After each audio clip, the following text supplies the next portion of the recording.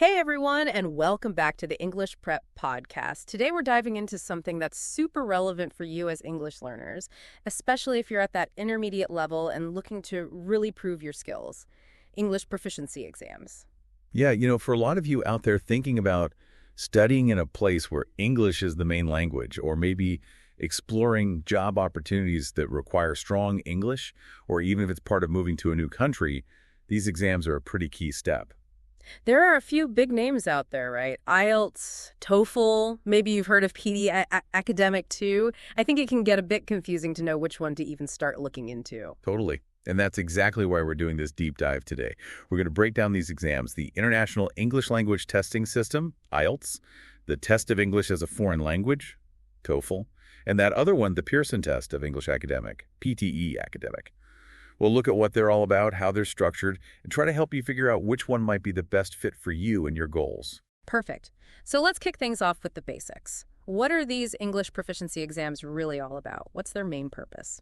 At their core, these exams are designed to assess how well you can use and understand English in academic or professional settings. Think universities, workplaces, that kind of environment. So it's about proving you can handle English in real-life situations where it really matters. Exactly. And that's why they're so important for non-native English speakers who need to show solid proof of their English skills. Like, for example, if you're applying to a university where they teach in English, or for a job where English is the main language, or even for immigration purposes in some countries. Right. And like we mentioned, IELTS and TOEFL are the ones you probably hear about most often, but it's good to keep in mind there's PTE Academic as an option as well. It's always good to have choices. I agree. Having options is definitely a good thing. And each of these exams has its own unique structure and focus, so understanding the differences is key for making the right choice. All right, so let's jump into the specifics. Let's start with IELTS. Now, I think I remember this one actually has a couple of different versions, right? You're right, that's an important distinction. IELTS comes in two main forms: academic and general training. The academic version is primarily for people who want to go to university or other higher education institutions. Makes sense. Geared towards the type of English you'd need in an academic environment. Exactly. And then there's the general training version, which focuses more on everyday English skills, more like the English you'd use in social situations or in the workplace. So this version is usually the one taken by people who are planning to immigrate to an English-speaking country or who need it for certain types of jobs. Gotcha. So your reason for taking the test will determine which IELTS version is right for you. Now, what about the actual skills they test? Are they the same for both versions? Yes, both versions assess the same 4 basic language skills: listening, reading, writing, and speaking. However, the content and difficulty level of the reading and writing sections are adjusted a bit between the academic and general training versions to match their focus. Interesting. So they're tailored to the specific context. Now, I've heard that the speaking part of IELTS is a little different compared to other exams. Is that right? Yeah, you're right. The IELTS speaking test is done face-to-face with a real live examiner. You'll have a conversation with them, answer their questions, and even give a little talk on a topic they give you. So you're actually sitting there having a real conversation. I can see how that would be a plus for people who are comfortable with that kind of interaction. For sure. If you're confident speaking off the cuff and prefer that kind of back and forth, the face-to-face format can be a good way to show off your skills. You can respond naturally, and it might feel less rigid than just reading from a script. But I imagine for others, especially those who get nervous during tests, that face-to-face interaction could add to the pressure. You're absolutely right. If the idea of speaking directly to an examiner freaks you out, the IELTS speaking test could make you feel even more anxious. It's definitely something to keep in mind. Definitely good food for thought. Okay, so we've got a good overview of IELTS. How about TOEFL? How does it compare in terms of structure? TOEFL, like we said, is really geared towards academics. Universities and colleges around the world recognize it, especially in North America. The main format is the internet-based test, which they call IBT. There are still some places where you can take a paper-based version, but IBT is by far the most common. And I assume it tests the same 4 core skills: listening, reading, writing, and speaking. Exactly. Just like IELTS, it covers all 4 key areas of language proficiency. But there's a major difference in how the speaking section is done. Yeah, I remember hearing about that. Can you tell us more about how the TOEFL speaking test works? So with TOEFL, there's no face-to-face interaction for the speaking part. Instead, you use a microphone connected to the computer to record your answers to a set of questions. You'll listen to audio prompts, maybe read a short passage, and then you have a set amount of time to speak your answer. That does sound like it could be less stressful for some people. You're talking to a computer, not a person. You got it. If the thought of a live interview makes you nervous, TOEFL's computer-based speaking section might be a better fit. You get some time to prepare and then a set time to speak, and there's no back and forth like in a real conversation. That can help you focus on what you want to say and how you want to say it. And I know TOEFL is really focused on academics, so I imagine the content of the test reflects that, right? That's right. TOEFL is known for using academic content in its questions. The reading passages are often taken from university-level textbooks, and the listening sections might include lectures or classroom discussions. This is another reason why it's a popular choice, particularly for students who are planning to study in English-speaking countries, especially the U.S. Okay, so we've covered IELTS and TOEFL pretty well. Now, you mentioned PT Academic earlier. What are some of the key things that make it stand out as another option? So, PD Academic might not be as widely known as IELTS or TOEFL, but it's a good alternative for testing your English skills. One of the cool things about PD Academic is how fast you get your results. You often get them back in just a few days. Wow, that's a quick turnaround. That could be a huge advantage for people who are working with tight deadlines for applications and things like that. Absolutely. If you need your scores quickly, PT Academic could be a real lifesaver. Another interesting thing about PT Academic is that it uses what they call integrated tasks. These tasks are designed to test multiple skills at the same time. For example, you might listen to a short lecture and then have to summarize the main points in writing, or read a passage and then speak about it. So it's trying to be more like real life, where we often use different language skills all mixed together. Exactly. It's about reflecting how we actually use English in different situations. Now, even though IELTS and TOEFL are more popular right now, knowing about PT Academic and its unique features is really helpful, especially if you have certain learning preferences or if the places you're applying to specifically ask for PT Academic scores. Another point to keep in mind is that PT Academic uses computer scoring for every section, which some people might prefer. So having those different options is great. Now let's get to the big question. How do you choose the right exam? What are the main differences our listeners should consider? Well, the first thing is something we touched on already, your personal preference for the test format. Do you like the face-to-face speaking in IELTS, or do you think the computer-based speaking in TOEFL or PT Academic would be better for you? Think about which format will help you relax and perform your best. You don't want to be adding extra stress on top of the exam itself. Makes total sense. You want a format where you can show what you know without being held back by nerves? What else should they consider? The main reason you're taking the exam is super important. Are you aiming to get into a university or college? If so, TOEFL or the academic version of IELTS are usually the best options, and they're generally accepted in most places. But if your goal is to immigrate to an English-speaking country or to boost your career prospects, the general training version of IELTS might be a better choice. So think about your end goal before anything else. That's the key. Exactly.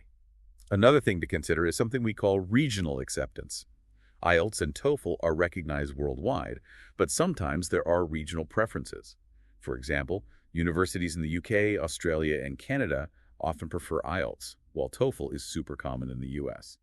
Always double-check the specific requirements of the places you're applying to. Definitely. You don't want to study for and take an exam only to find out later they don't even accept it. What a waste of time and energy. Absolutely. And don't forget to look into the scoring systems for each exam. IELTS uses band scores from 1 to 9, with each band representing a different level of English, while TOEFL gives you a score out of 120. Understanding how the scores work is important so you know what score you need to achieve for your goals. That'll help you focus your preparation. Okay, so let's say someone has chosen their exam. What are some general strategies that can help them do well, no matter which exam they're taking? The most important thing for any of these exams is to have a solid study plan. Start by being honest with yourself about your current English level in reading, writing, listening, and speaking. Figure out where you're strong and where you need to improve.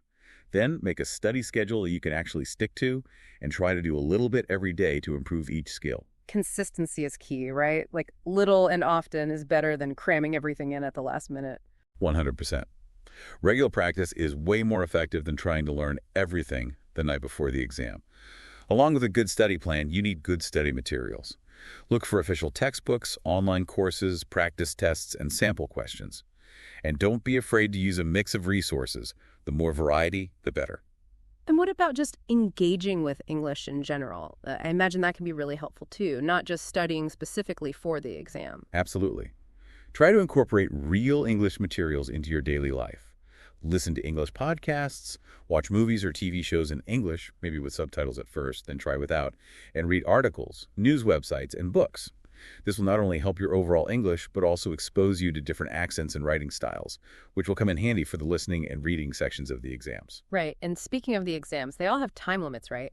I bet time management is super important. It's critical. From the very beginning of your prep, practice doing tasks with the timer so you get used to the pace of the exam. Do full-length practice tests to build up your stamina and learn how to use your time wisely. The last thing you want is to run out of time before you've answered all the questions. And I'm sure there are also specific techniques for each section of the exams, things you can learn to help you do better. Of course. Learning and practicing good test-taking strategies is a must. For the reading section, learn techniques like skimming and scanning to find key information quickly. For listening, focus on your note-taking skills to remember important details. In the writing section, plan and outline your essays before you start writing. And for speaking, practice speaking clearly and confidently, paying attention to your pronunciation and fluency. Sometimes self-study isn't enough, though. Do you think it's worth considering a preparation course? Yeah, taking a prep course can be really helpful, especially if you feel like you need more structure, feedback on your work, or guidance from teachers who know the exam inside and out. These courses are designed to help you understand the exam format, practice the areas where you're struggling, and pinpoint your weaknesses. Plus, studying with other people can give you motivation and support. Those are all great tips. Are there any other general things our listeners should know as they go through this process? Oh, for sure. Make sure you understand the registration process for your exam. Know the deadlines, the fees, and where the test centers are. It's best to register early so you can choose your preferred test date and location. Also, stay updated on any changes to the exam format, scoring, or rules by checking the official websites for IELTS, TOEFL, or PT Academic regularly. So staying informed is super important. Absolutely. And don't forget to take care of yourself during this whole process. Get enough sleep, eat healthily, take breaks, and exercise. These things can help you focus and manage stress. It's also a great idea to connect with other people who are preparing for the same exam. Sharing your experiences can make the whole journey less daunting. That sense of community can make a huge difference. Okay, as we wrap up, what are some key questions our listeners should ask themselves to make that final decision about which exam to take? Well, first and most important question is, what's your main goal for taking this exam? Are you doing it for university admission, immigration, or to boost your career? Your answer will help you choose the right exam. So think about your end goal. Don't lose sight of that. Right. Then think about which test format suits you best. Are you more comfortable with face-to-face speaking, or do you prefer the computer-based format? Choose the format that will help you feel more confident and perform at your best. And don't be afraid to do some research too, right? Definitely. See what other people who have taken the exams have to say. Their feedback and experiences can give you valuable insights. And lastly, think about the resources you have available. Having access to good study materials and a supportive learning environment can really make a difference in your preparation. Those are all great points to consider. Well, hopefully our deep dive into English proficiency exams today has been helpful and given you a better understanding of what's out there. The bottom line is, choosing the right exam is a personal decision. It depends on your needs, your learning style, and your goals. And no matter which exam you choose, consistent preparation and focus on improving your English overall are the most important things. Absolutely. So think back to our conversation today. What stood out to you? Which exam seems like the best fit for your learning style and your goals? We encourage you to check out the official IELTS, TOEFL, and PT academic websites. They have tons of information and sometimes even free practice tests, which can be a great way to get a feel for the exam. These exams are a step in your English learning journey, and they can open up some exciting opportunities. So embrace the challenge, prepare well, and good luck. Best of luck to everyone out there preparing for their exams. And we'll see you in our next deep dive. Until then.